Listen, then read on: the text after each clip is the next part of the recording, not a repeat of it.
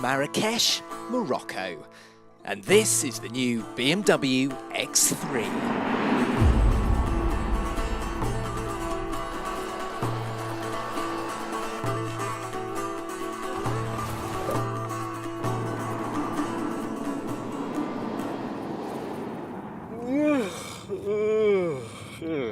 Oh, I'm sorry.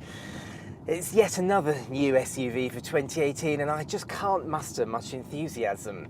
But I have to because you're going to buy this car. And you've bought tons of X3s in the past, even though the first generation car was cheaply made, you loved it. And whilst the second one was good to drive, it was also duller than cold semolina.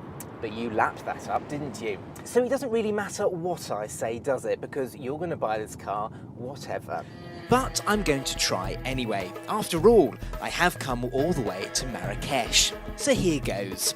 The new X3 looks awfully similar to the old X3, and in so doing, looks just like any other BMW SUV. Yes, the double kidney grille is larger, the bonnet flatter, and the sides bulge a little more, but it's still very much a safe design. Despite this though, the X3 is totally new. It's based on the same platform as the 5 and 7 Series limos, there's more space inside, and unsurprisingly, there's more fancy tech to wow you than before. Now I can get a little bit more excited about being in here though, because whilst the design is typically BMW, so that means it's typically austere, it is full of technology. Tech taken straight out of the 5 Series and the 7 Series. So there's a 3D head-up display, you can have digital dials, we've got the widescreen sat-nav, there's perfumed air that can be pumped through the air vents, you can have ventilated seats, there's ambient lighting, and you can also have BMW's active key. Now luckily we don't have it here because quite frankly I think it's a bit of a waste of time. It is quite bulky and it doesn't really give you a huge amount more info than you get on BMW's smartphone app.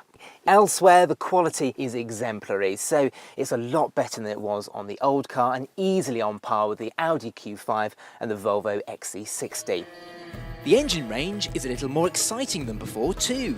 There's an all-electric X3 and a spicy X3M coming in the future, but for now there's a couple of petrols, including a hot X3 M40i with a 355 bhp 3-litre turbocharged 6-cylinder engine, and there are a couple of diesels.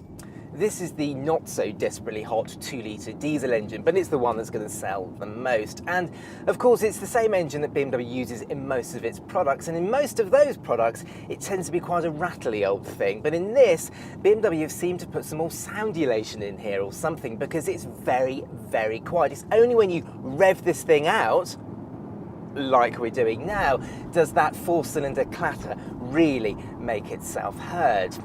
It's a very refined car, is this new X3. On the motorway, this is super, super quiet, and it's even quieter if you go for the 3-litre diesel engine. If you go for the 3-litre diesel engine, you also get a lovely growly bass note to it as well, which is quite nice. The X3 has always been the benchmark for handling in the class, but surely, with the new larger body and all the tech on board, this new X3 won't put a smile on my face.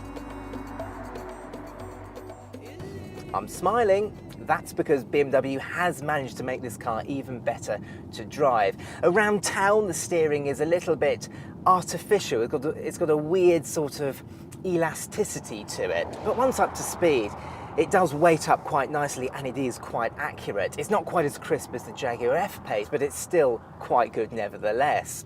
Handling wise, well, the chassis on this is very agile, it's very eager to turn in. The 8-speed automatic gearbox, the only gearbox you can get as standard, is predictably smooth and very quick to shift between ratios, and the whole package is very, very sophisticated. It does feel a properly premium car, does the X3. So, should you buy a BMW X3 or not? Well, if you're in the market for a premium mid-size SUV, then that should be right at the top of your shortlist. It's better to drive than ever before, it's just as practical as all of its nearest rivals, it's packed to the gunnels with the latest technology, and the build quality inside is exquisite. Yes, it may well bore me to tears, but that, to a lot of people, is ultra desirable.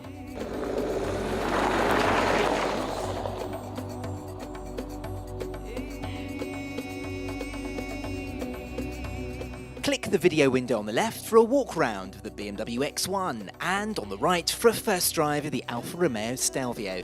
And don't forget to subscribe to our channel by pressing the Auto Express logo.